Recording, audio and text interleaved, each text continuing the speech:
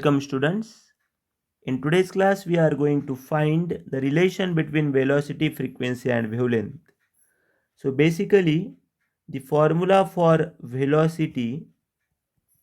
is velocity is equal to displacement upon time. So in case of wave we can write this formula as velocity is equal to wavelength upon period. Velocity is denoted by v, wavelength is denoted by lambda and period is denoted by t. तो last lecture में हमने देखा था जो amplitude है हम small ए से दिखाते हैं, वेलोसिटी v से दिखाते हैं, वेवलेंथ लैम्बडा से, पीरियड t से, फ्रीक्वेंसी n से. So basically the formula for velocity, जो वेलोसिटी का जो फॉर्मूला है, जो बेसिक जनरल फॉर्मूला है वो क्या है? Displacement upon time. But in case of wave, when wave is traveling along our positive x-axis, that time the distance between two successive crust or successive trough is shown by lambda. Okay तो ये हमने देखा था. तो basically हमें यहाँ पे relation जो फाइंड करना है वेलोसिटी, फ्रीक्वेंसी और वेवलेंथ में से. So here velocity is equal to wavelength upon period.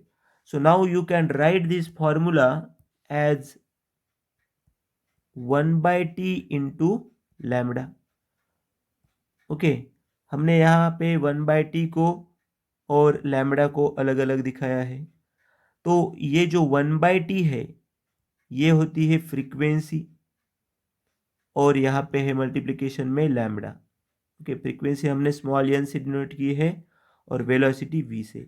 तो v is equal to N lambda, ये हमें यहाँ पे फॉर्मूला मिलता है. तो बेसिकली ये जो इक्वेशन है यहाँ पे हमने जो लैम्बडा अपॉन टी है उसको दिखाया है 1 by T into lambda. Okay और जो फ्रीक्वेंसी का जो फॉर्मूला है n इज इक्वल टू क्या है? 1 बाय कैपिटल टी. सो ये जो 1 बाय टी था इसके जगह मैंने लिखा है अभी n. So this is v is equal to n lambda. This is known as the relation between velocity, frequency and wavelength. Okay, so let's see next problem. If the frequency of the vibration is 100 hertz, इस problem में हमें frequency दी है 100 hertz. So they are asking us what is its period, यानी हमें capital T का value यहाँ पे find करना है. तो बेसिकली हमने देखा था कि जो फ्रीक्वेंसी का जो फॉर्मूला है एन का जो फॉर्मूला होगा वो होगा 1 बाय पीरियड. यहाँ पे एन से मैंने फ्रीक्वेंसी डिनोट किया है और कैपिटल टी से पीरियड डिनोट किया है. इस प्रॉब्लम में हमें कैपिटल टी निकालना है तो इसलिए हम इसे लिख सकते हैं capital T is equal to 1 by n. तो यहाँ पे जो एन का जो वैल्यू है वो है 100 के 100 hertz. So you can write 100 as 10 to the power 2. ये जो 100 है इसे मैंने 10 टू द पावर 2 लिखा है. ये 10 टू द पावर 2 ऊपर जाने के बाद हो जाएगा 10 टू द पावर -2. ओके और जो 10 टू द पावर -2 होता है उसे हम लिख सकते हैं 0.01. सो दिस इज अवर पीरियड. तो ये जो पीरियड का हमें वैल्यू मिला है 0.01 सेकंड मिला है. ओके जो 100 है उसे हमने लिखा है 10 टू द पावर 2 और ये 10 टू द पावर 2 ऊपर जाने के बाद हो जाएगा 10 टू द पावर -2. तो इसलिए हमारा जो आंसर आया है ये आया है 0.01. सी हियर जो 10 टू द पावर -1 होता है वो होता है 0.1. 10 टू द पावर -2 होगा वो होगा 0.01. ओके 10 टू द पावर -3 होगा तो ये क्या हो जाएगा 0.001. तो इस प्रॉब्लम में 10 टू द पावर -2 था इसलिए आंसर हमारा 0.01 सेकंड आया है. Okay so basically we have to understand this relation. ये जो रिलेशन है ये हमें क्या दिखाता है, जब हम ये रिलेशन लिखते हैं n is equal to 1/t, तो इसका मतलब क्या है, जब फ्रीक्वेंसी ज़्यादा होगी तो पीरियड क्या होगा, कम होगा। ओके, और जब फ्रीक्वेंसी कम होगी तब पीरियड क्या होगा, ज़्यादा होगा। इस प्रॉब्लम में आप देख सकते हैं फ्रीक्वेंसी 100 हर्ट्ज है, तो फ्रीक्वेंसी ज़्यादा है, तो यहाँ पे पीरियड क्या हो जाएगा, बहुत कम हो जाएगा। तो ये रिलेशन आप इस प्रॉब्लम से समझ सकते हैं। Now see next problem. A certain sound wave in air has a speed of 340 meter per second and wavelength 1.7 meter. For this wave, calculate the frequency, the period. So ये जो wave है, यहाँ पे जो वेलोसिटी है वो कितनी है, 340 मीटर पर सेकंड है। जो वेवलेंथ यानी जो लैम्बडा का वैल्यू है वो कितना है, 1.7 मीटर है। हमें यहाँ पे फ्रीक्वेंसी यानी एन का वैल्यू फाइंड करना है और पीरियड यानी कैपिटल टी का वैल्यू इस जगह हमें फाइंड करना है।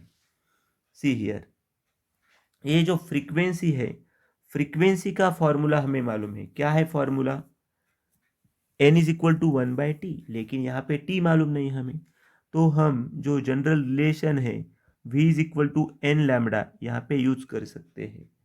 तो यहाँ से हमने देखा कि जो relation between velocity is equal to frequency into wavelength, ये मैंने लिखा। यहाँ पे हमें पहले फ्रीक्वेंसी फाइंड करनी है, जो हम यहाँ पे स्मॉल एन से डिनोट कर रहे हैं।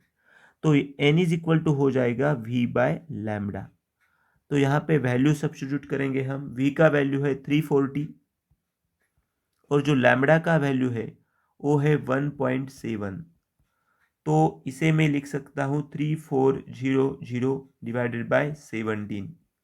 यहाँ पे पॉइंट राइट हैंड साइड के बाद 1 डिजिट के बाद था, तो उसे मैंने कैंसिल किया है और ऊपर एक एक्स्ट्रा पॉइंट दिया है। तो इसका जो आंसर आएगा 17 2 ज़ा 34, तो यहाँ पे हो जाएंगे 200 hertz. So this is our frequency. ये जो वैल्यू हमें मिला है वो फ्रीक्वेंसी का वैल्यू मिला है। n is equal to 200 hertz. अभी हमें पीरियड फाइंड करना है। ओके, तो पीरियड का जो फॉर्मूला है n is equal to 1/t होता है, तो t इज इक्वल टू क्या होगा, 1/n। लेकिन n का वैल्यू तो है 200। सी, यहाँ पे हमने देखा था n का वैल्यू फाइंड किया था, वो कितना आया है, 200 आया है।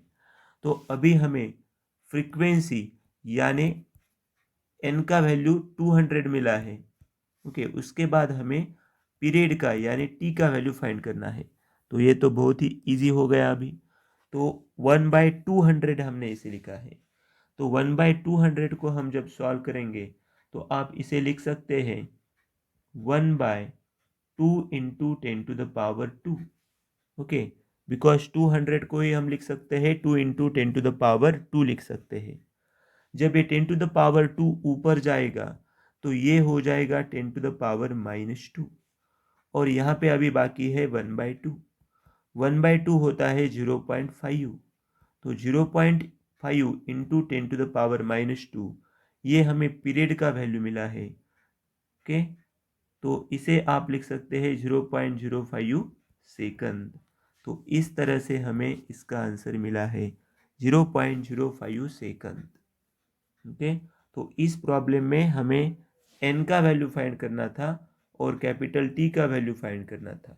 तो n का value 200 and the value of capital T, that is 0.05 second. See next one. A tuning fork of frequency 170 Hz produces sound waves of wavelength 2 meter. तो यहाँ पे इस प्रॉब्लम में हमें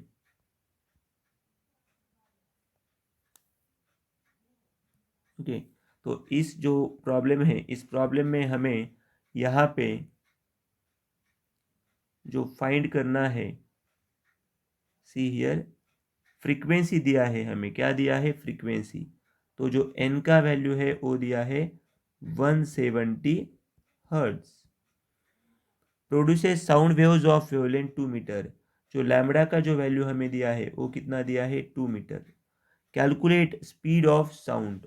तो हमें यहाँ पे साउंड का जो स्पीड है वो यहाँ पे फाइंड करना है। ओके, तो यानी v का वैल्यू फाइंड करना है। Very very simple problem. v is equal to, हमारे पास फॉर्मूला है n लैम्बडा, तो हमें फाइंड करना है v। तो n का वैल्यू है 170 मीटर एंड जो वेवलेंथ है उसका वैल्यू है 2 मीटर। तो जब इसका हम मल्टीप्लिकेशन करेंगे तो ये हो जाएगा 340 metre per second. Okay, just need to multiply by 2। बहुत ही इजी और स्ट्रेट प्रॉब्लम है। v is equal to n lambda, ये इजी फार्मूला आपको यहाँ पे यूज करना है। Okay, now we will see our next problem. So in next problem they are asking us, basically, see what is next problem. Sound wave A has, sound wave A has period 0.015 second. Sound wave B has period 0.025 second.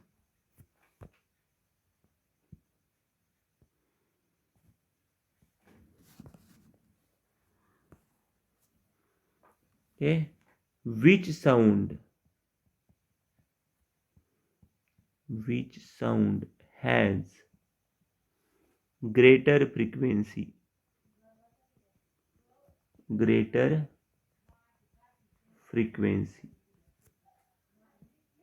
see here, बहुत ही interesting problem है। यहाँ पे हमें पूछा है sound wave A has period 0.015 second.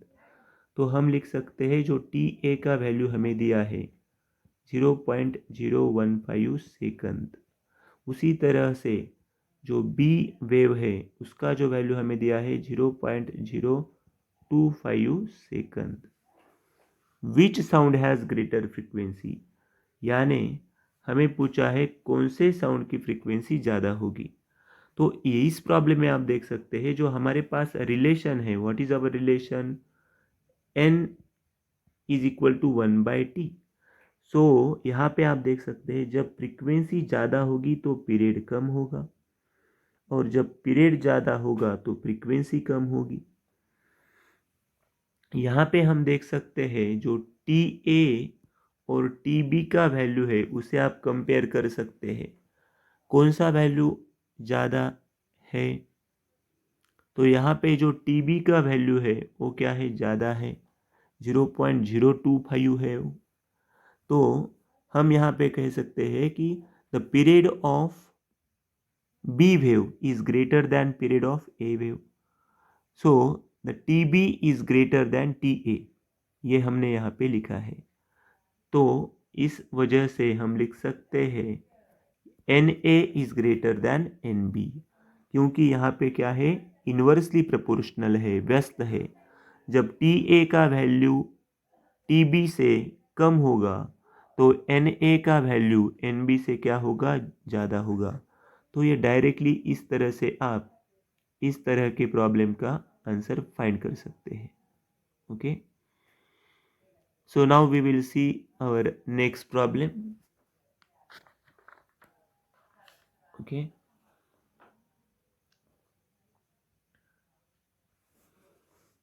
so in next problem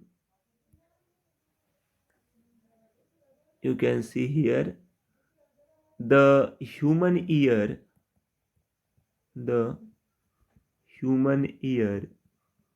responds to sound waves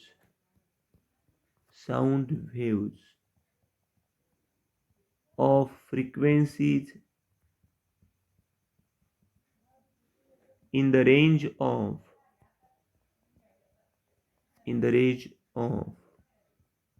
20 hertz to 20 kilohertz. What are the corresponding wavelengths? What are corresponding wavelengths?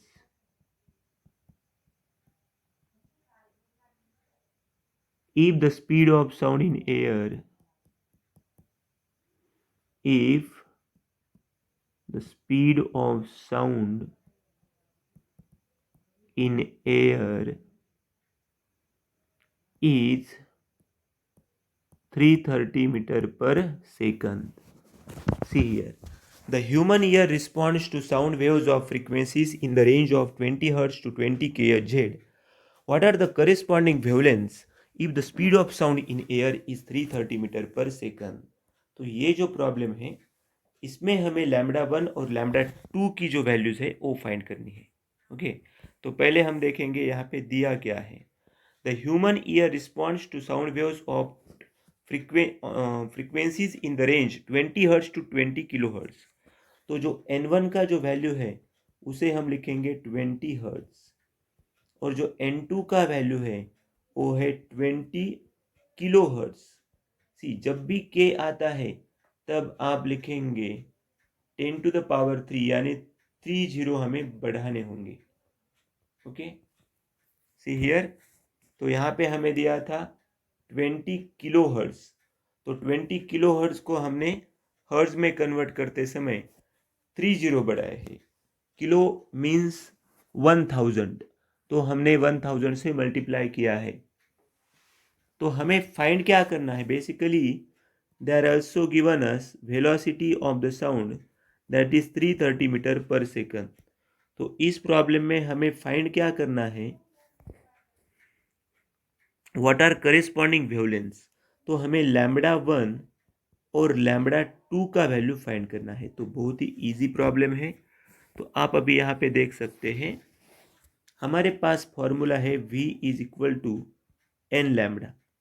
तो इससे आप लिख सकते हैं lambda is equal to V by n. जब हमें lambda 1 find करना है तब हम लिख सकते हैं V बाय N1. तो जो V का वैल्यू है वो क्या है, 330 है. N1 का वैल्यू क्या है, 20 है. तो हम V को V लिखेंगे, वो वेलोसिटी है, वो यहाँ पे कांस्टेंट हमें लेनी है.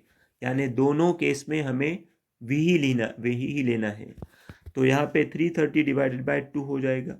तो ये 0 0 से जब हम कैंसिल करते हैं 2 1 ज़ा 2, ओके, 2 6 ज़ा 12.5. तो ये हमें मिल जाएगी वेवलेंथ, वो है मीटर में. जब हमें लैम्बडा 2 फाइंड करना है तो हम लिखेंगे V बाय N2. तो जो वेलोसिटी का वैल्यू है 330 है. जो N2 का वैल्यू है वो क्या है, 20,000 है. 20,000 है. तो आप इसे ये 0 0 कैंसिल कर सकते हैं.